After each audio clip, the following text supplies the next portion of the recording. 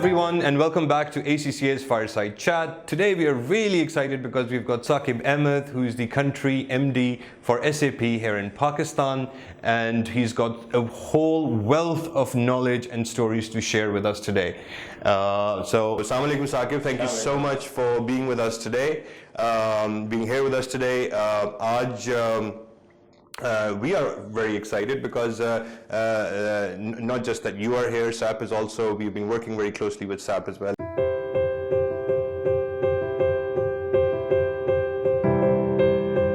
But before we get to all the professional side of things in your life, we would like to begin with your life story. Where did it begin? Where did you go to school? Where did you go to college?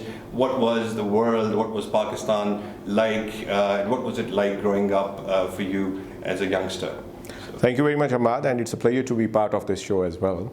A little bit about myself. Apart from being the managing director of SAP, I'm a very typical Lahori boy. So I grew up over in Lahore, coming from school from Regional Public School Lahore, going to Government College Lahore as Ravian, and then I did my engineering from University of Engineering and Technology Lahore in electrical engineering. So that's a small journey that I did on that portion. But if I go back and say, what were my aspirations back when I was that Lahori boy, I always wanted to talk about specifically that how I can make an impact on the lives of the people. How can I be more fruitful in terms of getting something good and better for the people that work around for me as well. So when I started my career, when I started my education, I was a very mean, बच्चा होता है ना जो हर time number 1 class में first आना ये होना. And if I have to change something in my life, I would love to go back and change that mean boy to be a more proactive boy who can be working more with the team as well.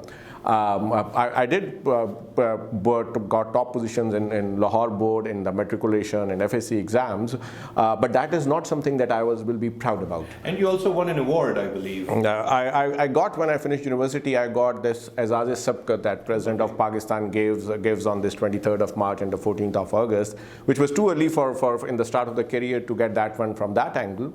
But one of the key things that I did at that very point of time was to think over how I can make an impact. And then I started doing debates in my school career. So I was working as a president of the debating society in my school, one of the key members in the Government College Debating Society, and then I also was serving as the president of the University of Engineering and Technology Debating Society as well. Wow. And here my career ends of my education career, and I just come up and start working, and I want to work with one big multinational which can make my career to the next stage. That was the aim. And when you talk to a boy who was born in 70s and who did his education in middle 90s, that was the aim, that we wanted to work for somebody, a big name.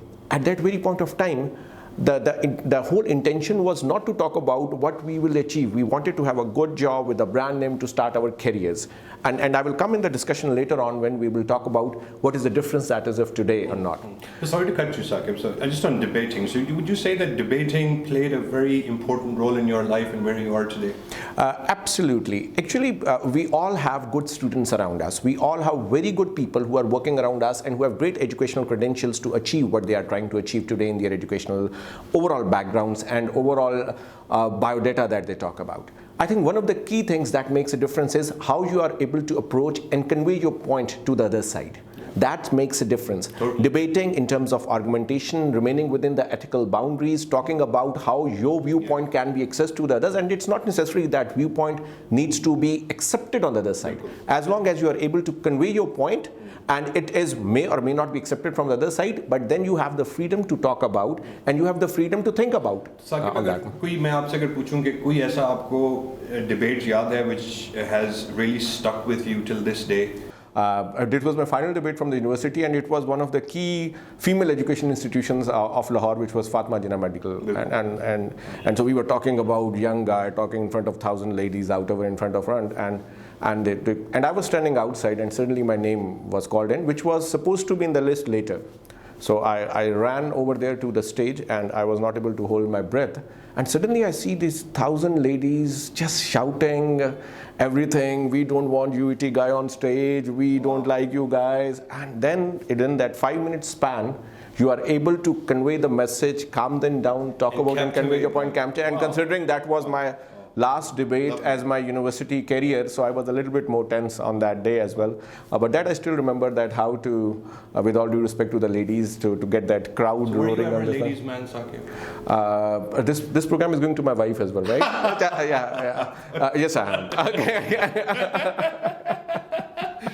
Okay. Yeah. Okay. So debating has played a very, and you were actually a very good student. You've always been getting good grades. You're a totally self-made man.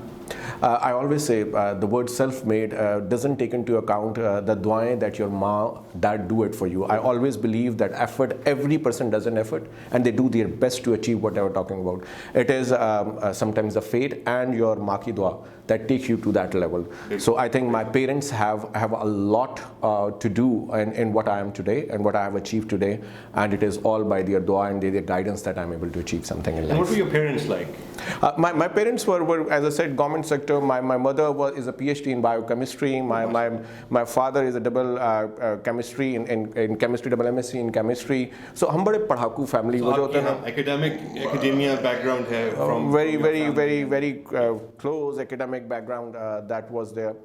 So the point that I meditated when I shifted from career from education to this, there is a lot of aspirations at that very point of time, and that I will tell all the youth out over there, go for your aspirations, but start changing and seeing how you can give back to the society as well. That's very important. Sometimes we are so much indulged in our personal careers that we don't realize that how the people around us are getting impacted by that one as well. So try to make your ecosystem grow with you to make the best outlet for yourself and for your society.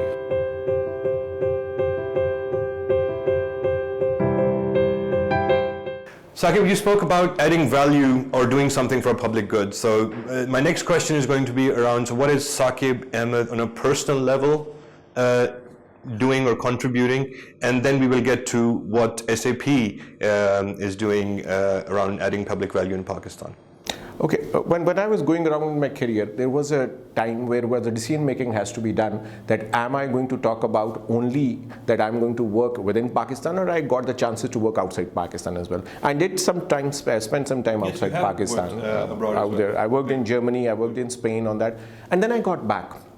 And then I decided about this one that I'm going to spend my career in Pakistan, considering the fact that I have done engineering university, which was almost free of charge education that they gave me. And I feel that the people who have got a chance to get them experience from outside world, it's important that they come back and work in the field in Pakistan to give it back to Pakistan. Pakistan needs all the people like people who have worked and got experience outside. I mean, there's a great brain drain, every year happening in Pakistan as well, and we need to have people staying here and working. And that's what I decided over there. So once I've decided that one, then the whole point was that how can I make the impact in this society to get something more in a better situation for the people around me. So I worked in different positions, I worked in different organizations. I worked in Siemens, I worked in Nokia Siemens, Nokia, Comtel, Oracle, and now SAP. And all my 20-year-old career is right now connected with so many different fields people, and my aim is to make sure that I give back to all these people of the society what I have achieved over, which is kind of the experience that I have learned over here, and also talking about how in these organizations that are there to help these countries and how can I make the best of that one as well. I always say that managing director position is not the one that only has to give the sales number from that country to that company.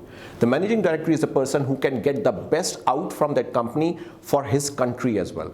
Because these big companies like SAP, Oracle, Microsoft, IBM, they offer a lot to countries, and every country, India is fighting for the same, Pakistan is fighting for the same, Sri Lanka is fighting for the same, and it is the MD and managing director role to make sure that he gets that jobs for his country, he gets those free trainings for his country, and he wants to make sure that the people from his countries go to that international organizations, different offices, and get experience, get back and get the best things utilized over here.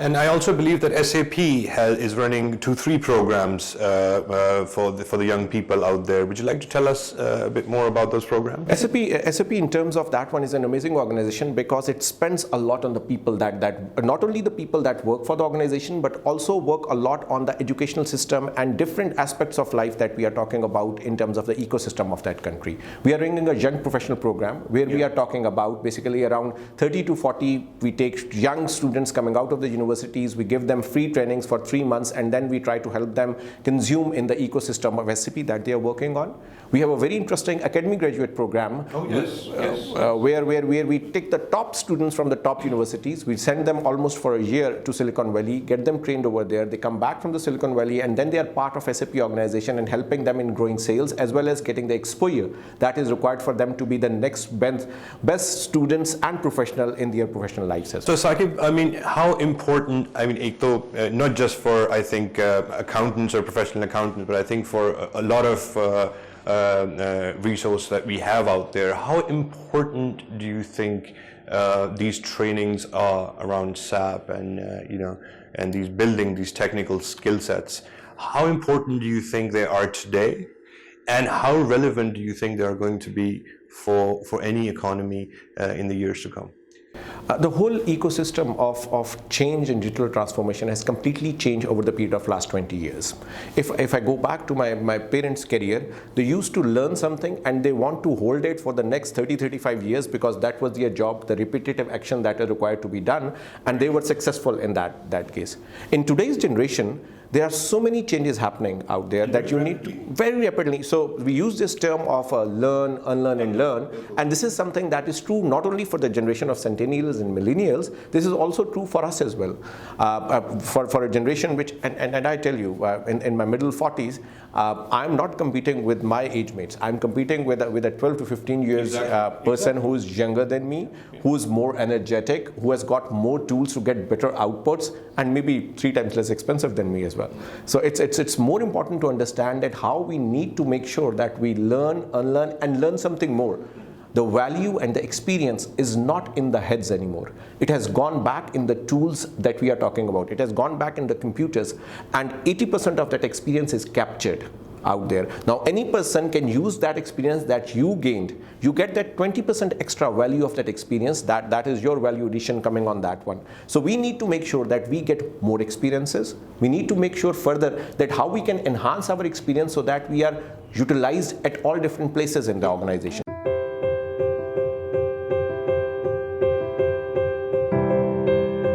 So Saquib, I mean, speaking of digital transformation, specifically here in Pakistan, if I was to ask you, how open is the the employer base out there, or the industry out there, how open are they to embrace digital transformation here in Pakistan? First of all, I don't think we don't have a choice. We need to embrace this digital transformation. We need to be part of the system that is happening all across the world. We need to understand that the borders are diminishing.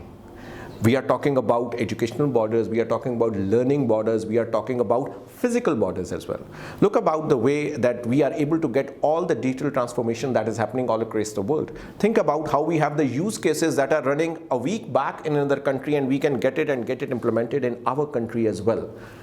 We need to understand that we don't have a choice other than to be part of this digital transformation. And that's what is happening in all across the countries in the similar times. We talk about India, we talk about Malaysia, we talk about other parts of the world in ASEAN countries. All of them has to embrace to this digital transformation. Now, how we need to embrace to this digital transformation is how we can make ourselves and our ecosystem, our companies, our factories, and the people more enabled to technology. The issue is not the technology. The issue is the change management. And when I say change management, it's more people itself. People, exactly. I was just about to say that. When we talk about people are not relatively acceptable to change because they feel they have learned a certain thing and they will get exposed very fast if they try to unlearn or learn something new, and somebody else can take their position out over there. That's a mindset game. I think it's very important for us to understand that digital transformation technology is an easier part to achieve. I think it's the whole chain that we talk about of change management That is important to be understood in Pakistan, because Pakistan literacy rates are different, and it's very important to make people understand that how they can do something better than what they are doing today that can enhance their careers as well. So do you think that Pakistan is keeping up with the pace of this, the change that is happening, or do you feel that there is a lot more that organizations in Pakistan need to do to bridge in that gap? The pace is very fast right now of this digital and IT transformation, and any country, including Pakistan, needs to do more to be part of that pace as well. And I think in terms of Pakistan as well, we need to still do a lot of more, and it's not only on one person, on government responsibility. It is academia, it's the private sector, it's the public sector, all needs to change. People like yourself, I mean leaders or people who are in leadership roles, they need to be more vocal about it, and so the youngsters can get inspired and sort of learn and take that forward. Absolutely. I think it's our role, and we owe back to Pakistan for that one, and it's very important for us to make sure that we don't only give that information back, and we make the people enable for these transformations that we are talking about, for this change management, so they can see the impact that they can create across the people around them.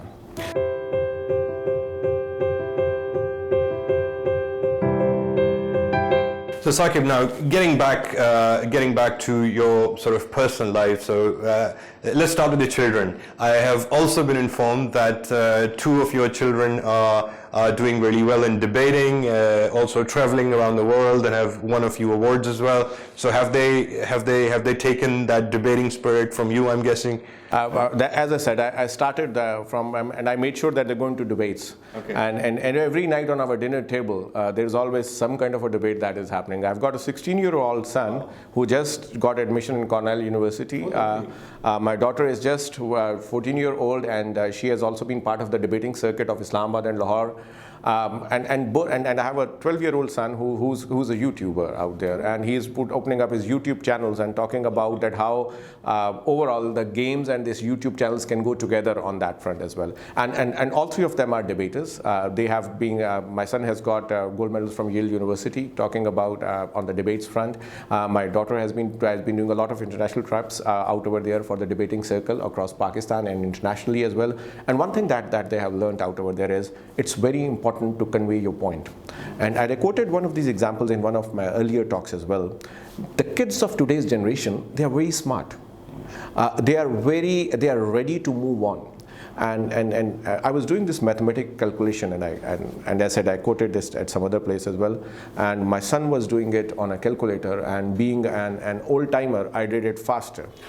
And I said to my son, "Hey, look, this is the answer. What are you talking about? You guys are slower. I am the older generation, faster." And he said, "Don't mind, and I respect you as my father, but I don't know what is the problem with your generation. You guys are so proud of doing something that this machine can do. In less than a second. And you could have used your mind for something better that can be given to the society." He does have a point. And that's the whole point that this generation is making about. This generation is all about of making tools and making best utilize of its tools, and talking about how they can get these different tools and information together with their mindset and get something big. I told you that when I started my career, I wanted to work for a big branded organization. Today's generation, they don't want to work for a big brand. They want to work for a big cause. They want to see that they want to have a carbon footprint go less. They want to see how they can reduce the plastic in Pakistan. They want to be associated to see how they can help in getting this water issue solved in Pakistan out there. They can work it with a big brand, and they are ready to work with a very young startup that can make that. That's the difference that has happened over the period of last 20 years. These are the people that are going to truly bring about the change, I think.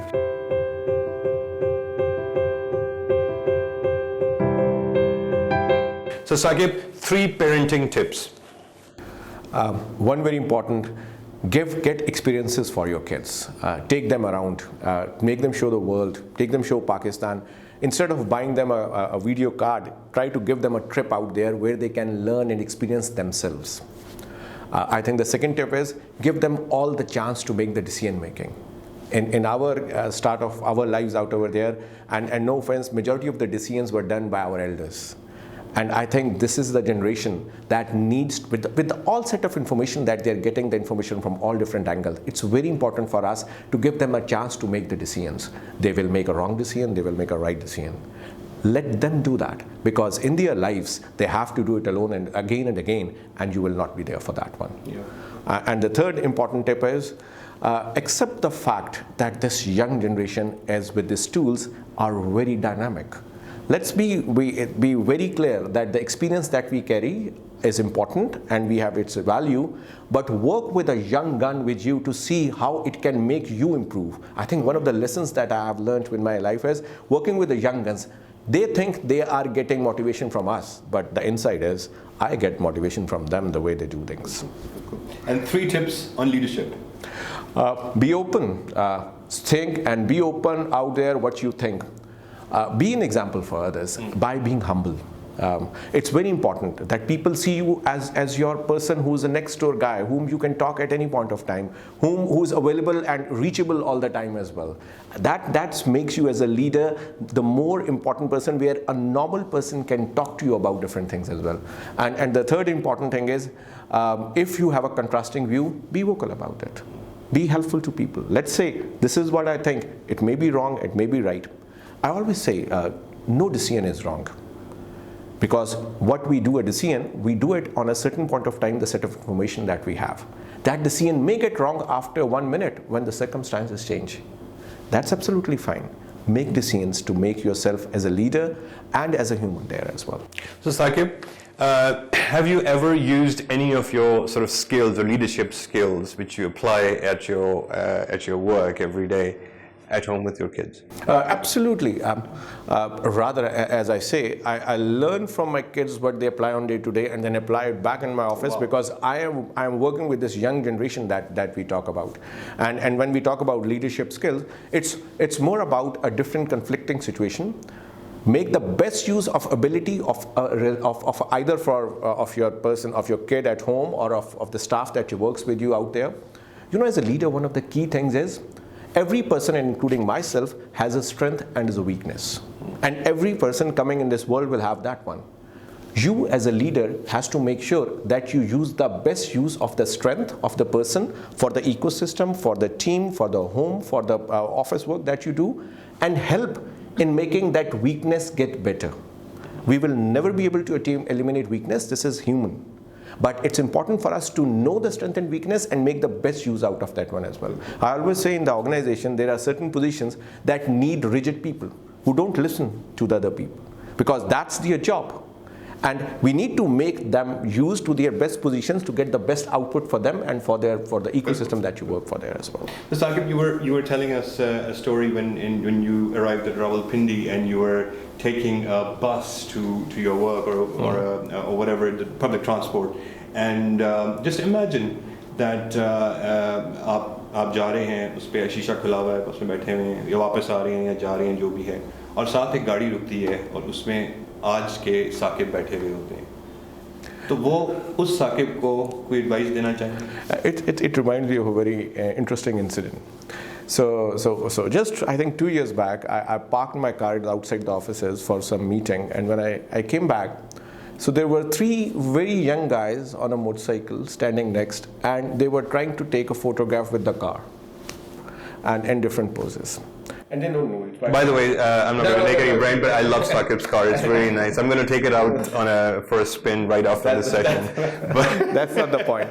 And I stopped on the side and I started seeing this, and it reminded me of myself. I remembered me that exactly as you just said, that when I was talking about and sitting on the shishas and seeing this car, I said, hey, one day will I be able to achieve that role? And not necessarily the material thing. It's more about that we'll be able to achieve something to be there out there. So what I did was that when they finished on that one, I came back and I say, hey guys, come and have a ride with me on this car, and I will drop you back in 20 minutes over here. And I started talking to them what they are doing, what is your aspirations, how you will do it. And I told them, guys, I was exactly like you. So be brave on that one, and it's a very fast pace. Please remember, when I started my career, this digital transformation was not there. I have to work extra hard to come to what I am able to achieve today. in the young generation today, they have so much tools. They can do this path in half of the time that we did in our careers. And they are absolutely marvelous generation that we talk about.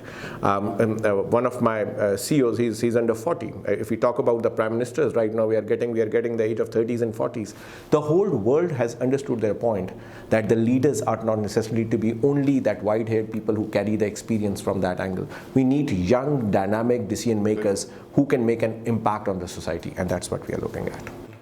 Well, Saquib, thank you so much for being with us today. It has been absolutely a pleasure speaking with you, and you sharing your stories. I'm sure that a lot of our audiences out there are truly going to benefit from a lot of what you've had to share with us today. Thank you very much, Saquib. Thank you very much, and it was a pleasure to be part of this team as well.